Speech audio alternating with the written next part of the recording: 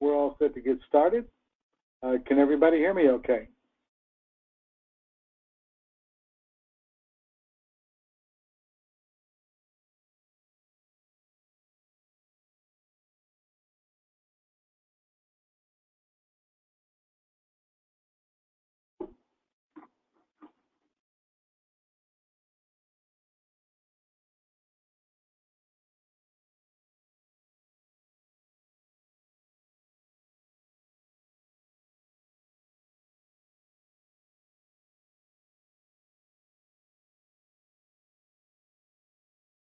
All right.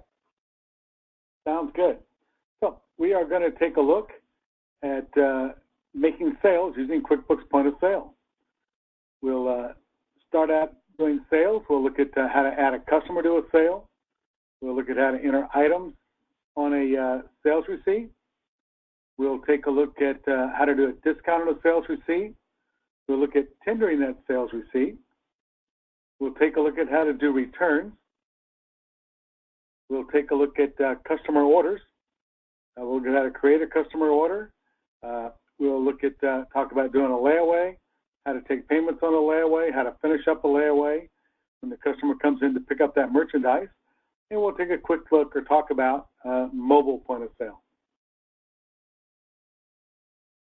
So we're going to switch over here to my QuickBooks. And we're going to start out by going to make a sale. We can do that by going to the make a sale icon on the navigator, to the make a sale blue button on the left side, or we could go up to point of sale and choose new sales receipt. No matter what we choose, we're going to end up in the same location. We're going to end up in a sales receipt. Once we are in a sales receipt, we are all set to begin making sales. Unless you exit out of the sales receipt, your point of sale will stay in making sales all day long. So we're going to start out by adding an item number. And so I type in an item number, and of course I pick a bad one. There's a couple of different ways to add items. We can do that by clicking on the pull down and choosing an item from our item list. We can select an item, and it will add that item our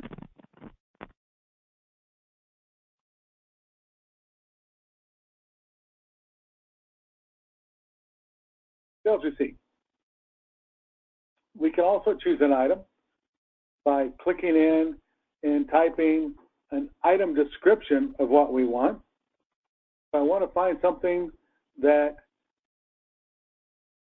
is rainbow colored, or ties the word rainbow in it, I can type in the word rain, and it will go down and start picking up rainbow.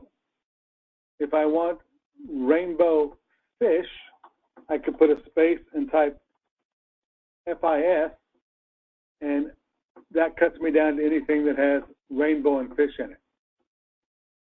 I can then pick the one I want, and I can drop that in.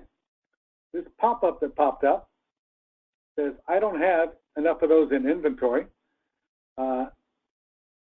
If someone brought it to the counter, it doesn't really matter that that says I don't have them in inventory, because I obviously do, or they wouldn't have brought it to the counter.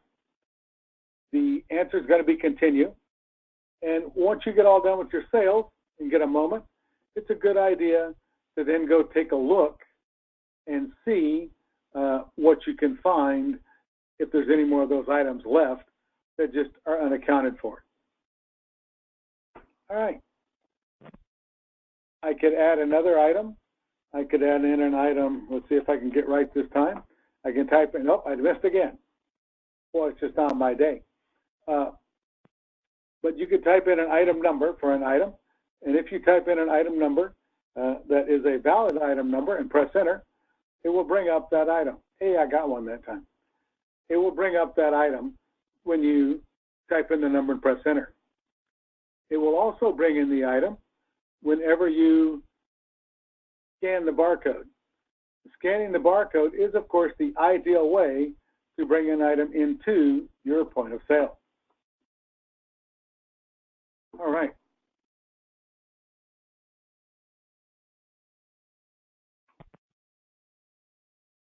Next, once we have some items on there, we may find that we want to give a discount to one of the items. If we do, we select the item we want to discount. We select the quantity price discount button, and it will bring up our discount window. In the discount window, you should always go to discount name and tell it why you are giving that discount. So maybe they had a coupon, and that coupon could be for a discount percentage, discount dollar amount. This discount was for 10%. So I'm going to enter 10%. We can see that that did a 10% discount off my $12 original price. It's now $10.80. This item here, I chose the wrong item. If I do that, I can remove that item from my sales receipt by choosing the Remove button. I can also, under odd circumstances, sell what is called a miscellaneous item. A miscellaneous item would be an item that you cannot locate in your inventory. When you're selling a miscellaneous item, you can go up here to I want to and choose Sell Miscellaneous Item, and that will bring up what looks like the discount window. And you tell it how much you're selling this item for, and you enter the price you're going to charge for it, and you say OK. That adds an item to your receipt called Miscellaneous Item. I would recommend you always click on Edit and rename that item to something closer to what that item is. That way, if you figure out what that item actually was in your inventory, you can do an exchange for that item and the correct item. And because a miscellaneous item does not have any cost associated with it, it also does not take anything out of your inventory. So therefore, it looks like 100% profit on that item, and so it's going to offset your profit margin. So if you can figure out what the real item is, it's a good idea to do an exchange so that you can exchange the miscellaneous item for the real item, and then both adjust inventory and your profit margin on those items. So once we have the items we want in our sales receipt, then we can choose how we're going to pay for it. And it doesn't matter whether I choose how I'm going to pay for it, or if I want to add a customer, whether I add the customer first. If I want to add a customer, I click up here to the Enter Customer Name, and I can type in a customer's name. I can start spelling that customer's last name or their phone number. As I spell it, I will see a list of customers that meet my spelling. If I'm not finding a customer, I can add that customer as a new customer, and I can enter the customer's name. I can add any other information that that customer is wanting to give me, phone number, address, whatever else they may give me. And then I can save that customer, and that will add their name to the receipt. And that will record that receipt as being purchased by that person. So I can go back down to adding payment. You can pay with one cash transaction, up to 3 different credit card transactions, 1 debit transaction, 1 check, 1 gift certificate, 3 different gift cards,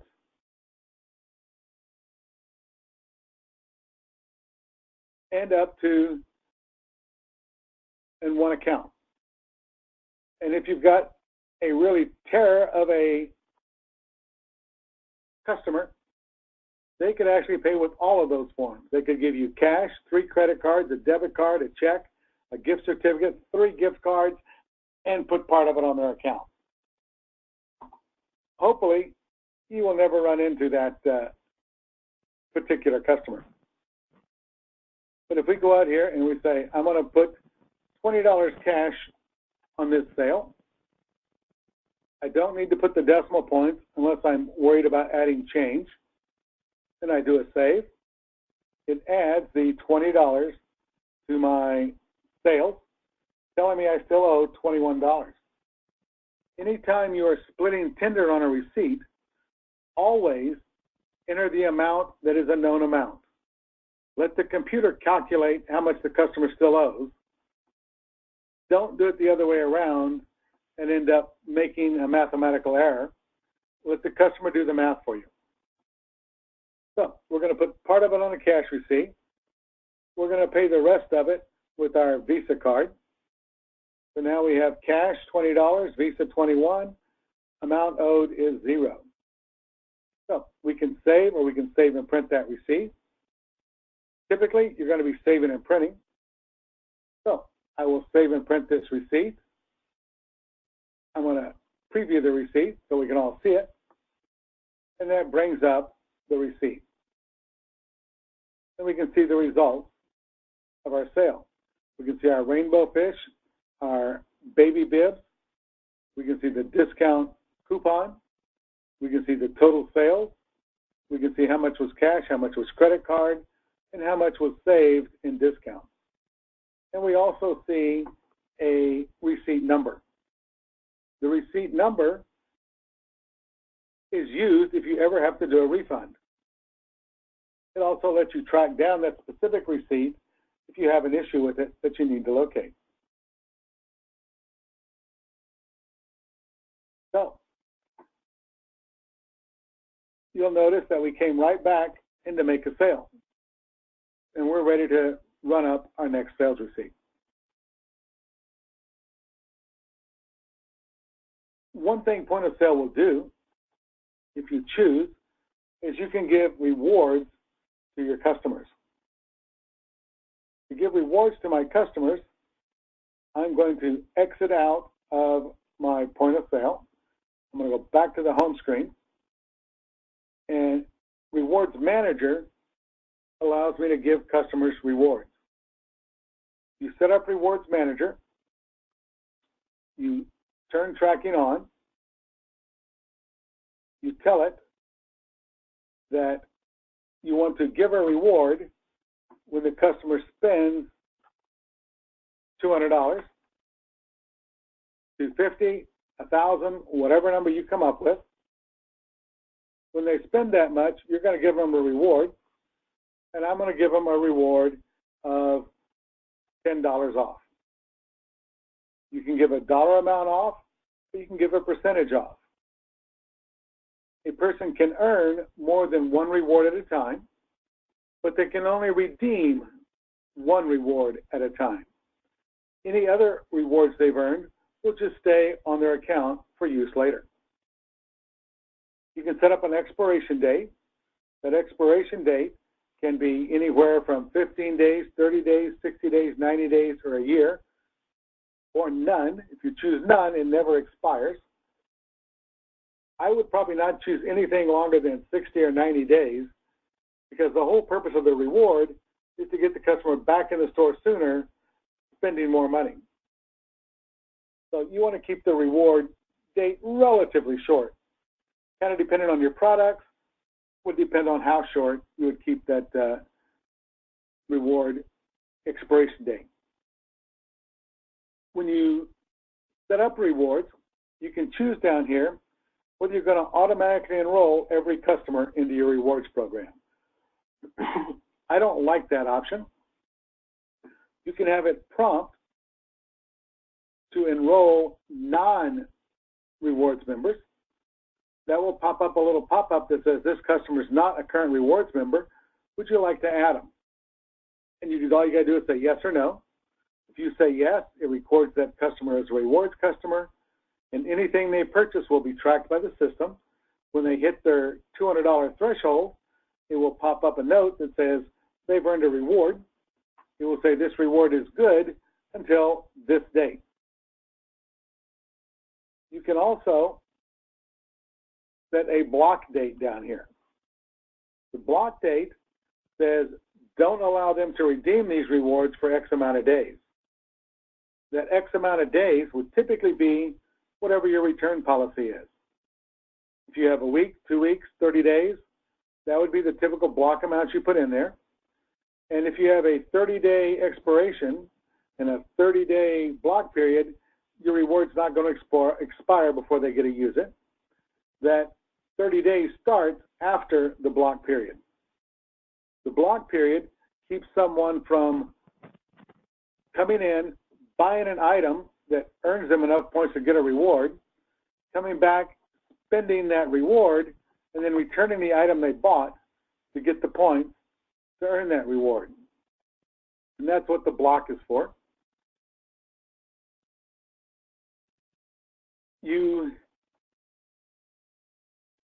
Like I said, you can keep rewards. You can have more than one reward on the books at a time, but you can only use one at a time when they come up.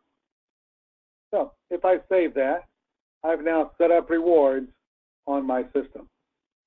And it will keep track of what a customer spends. It will also print on the receipt how much more they need to spend to earn their next reward. When they earn a reward, it will also print on there that they've earned a reward. So we looked at basic making a sale. We can also look at customer orders.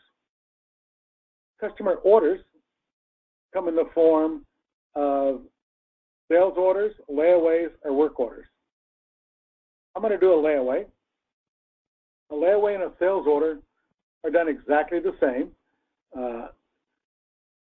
The only difference is typically with a layaway, you are putting merchandise away for that customer to be able to pick up when they come in and finish paying for it.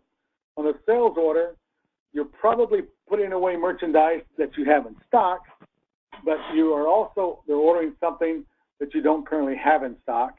And you've got to wait for it to come in before they can pick it up.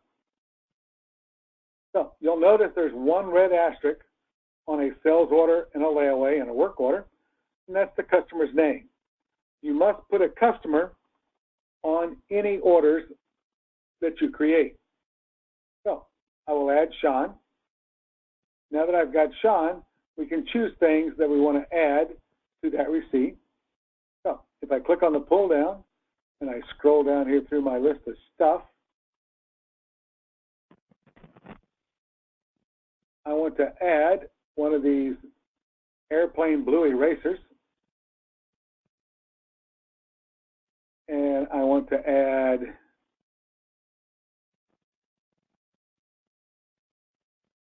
a moon pillow, which I missed.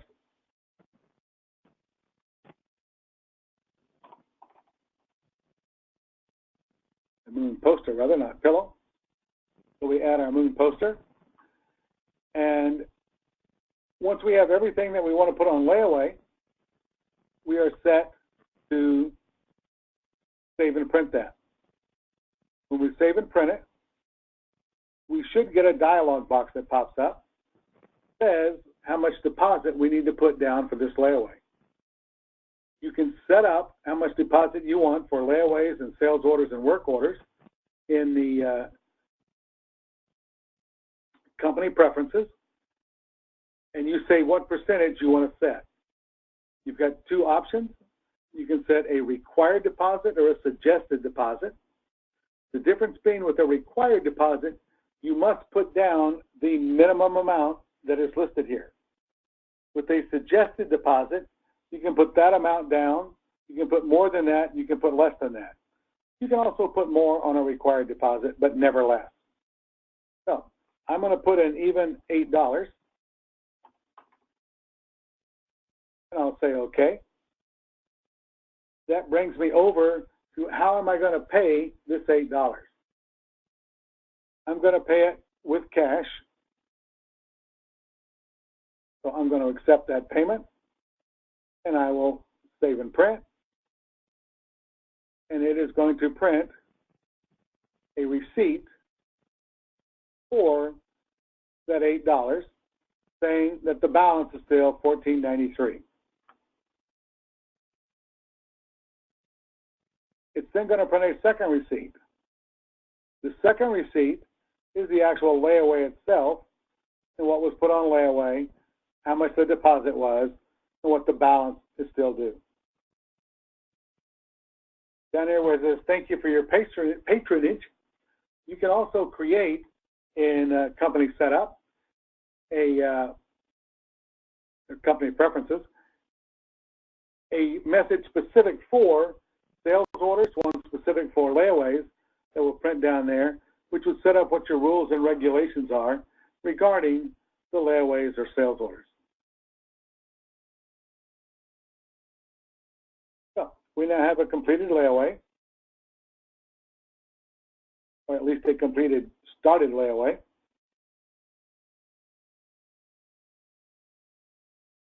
We get in our order list, we will see a list of layaways, and we can see the layaway that we created. When the customer comes in, we select the layaway that we're looking for, and the customer can either come in and make a payment toward the balance on the layaway, or they can come in, pay off the layaway, and pick everything up.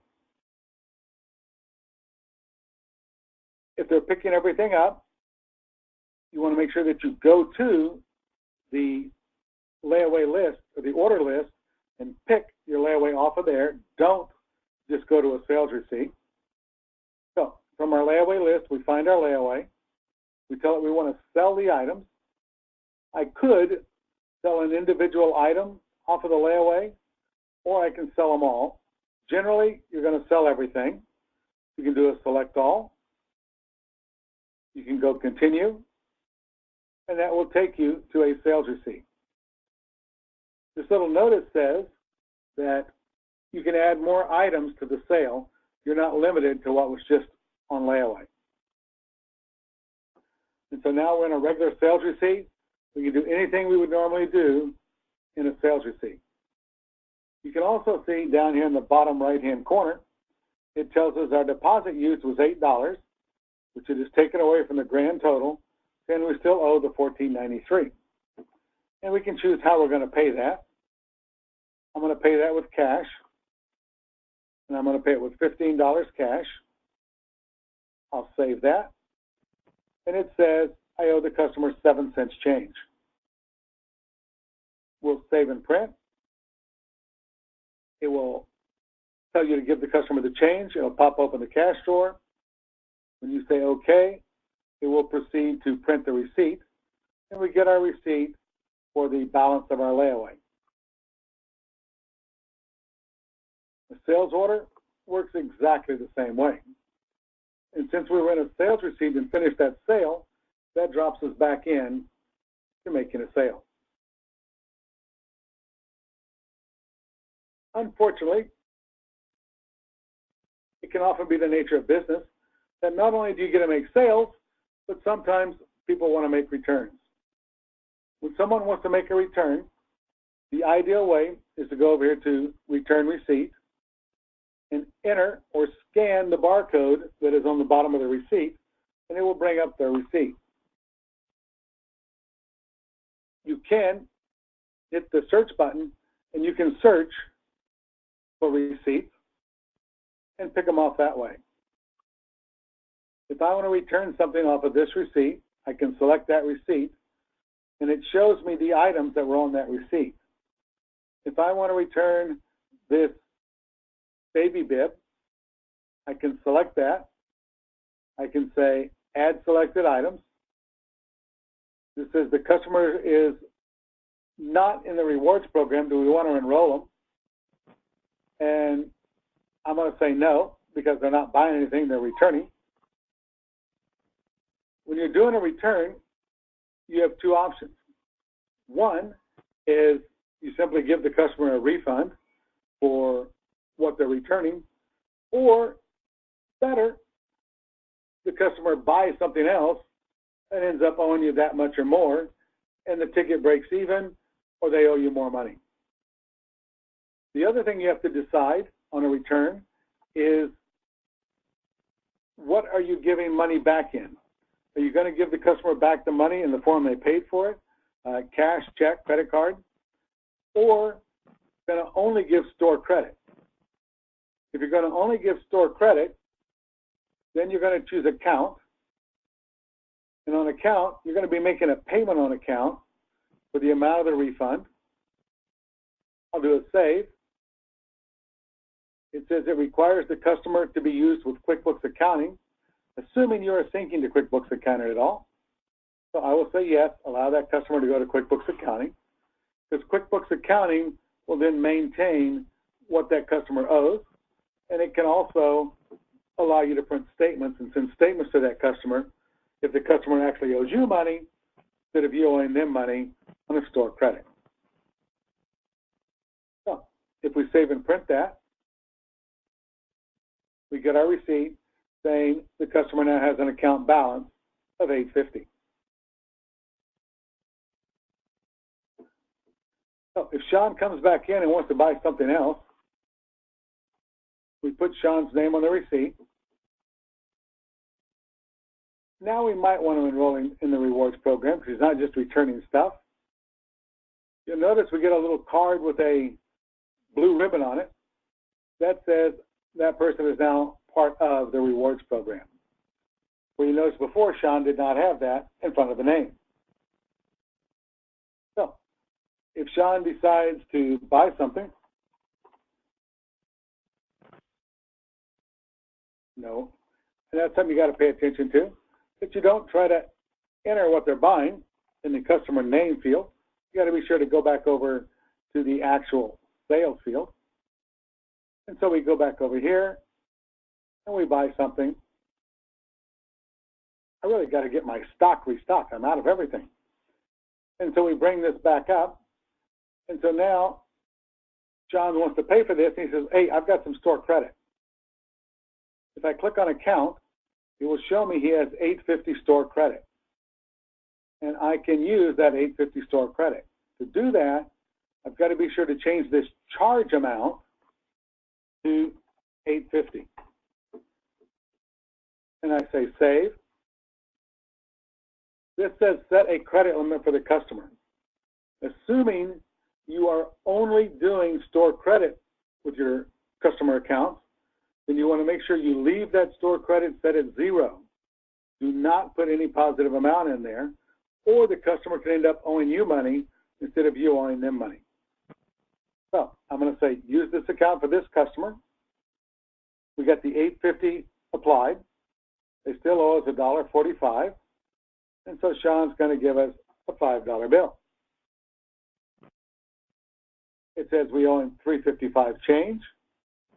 We save and print, give him the change, and we can see the receipt. And we can see down here, it says Sean needs to spend another $90.05 in order to earn his reward.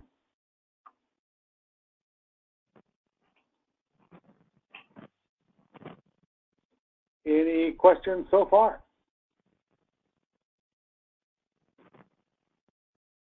No? All right.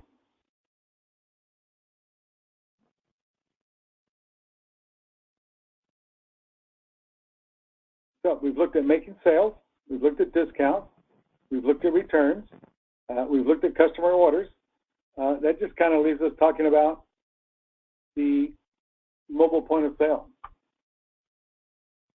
Point of sale allows you to use an iPhone, an Android phone, an iPad, or an Android pad to make sales if you are working at a point of sale terminal, if you are using Intuit Merchant Services to handle your credit card. If you are, you can go on to the App Store, download Intuit's Go Payment app. The Go Payment app then loads on your mobile device. It then will sync with your point of sale, items you have in your item list that have a check mark on them. Here in our item list, if we look at the details of an item, we can see there's a checkbox here that says sync to mobile. If that checkbox is checked, then it will send that item to the mobile device so that you can make a sale on that mobile device. The mobile device does have a couple of minor issues. One is, in order to sell that device, that item, you cannot scan the barcode on that item. You cannot type in the item number. You have to search for that item either by the item name or by scrolling through the list of items you've added to the mobile device. So it's a real pain if you add 26,000 items to that mobile device to scroll through and find an item.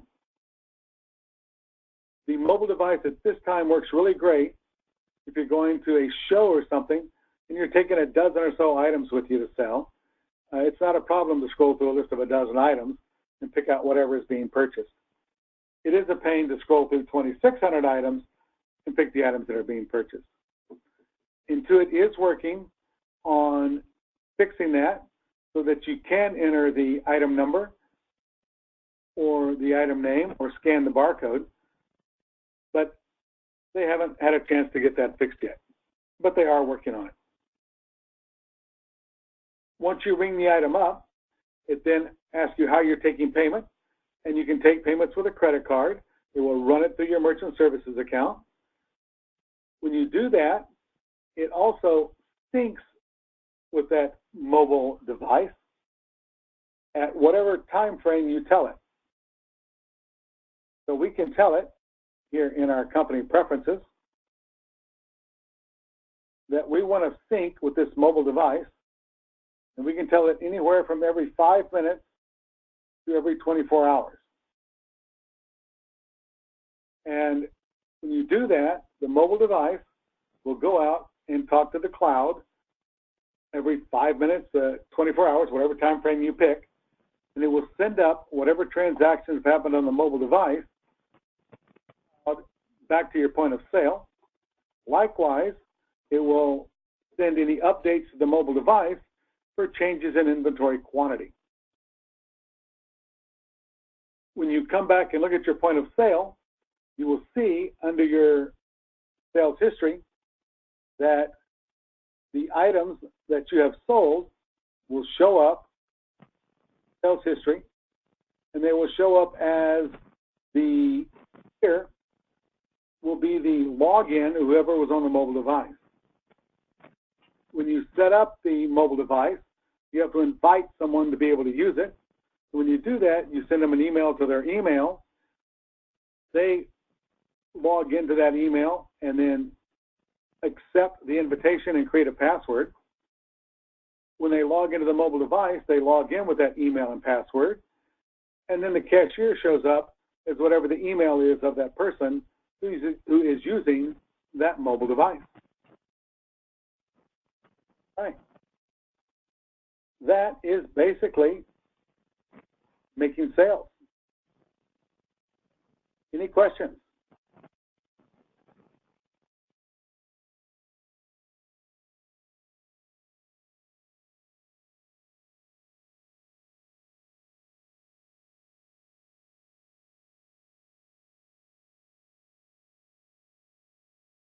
I don't hear any questions.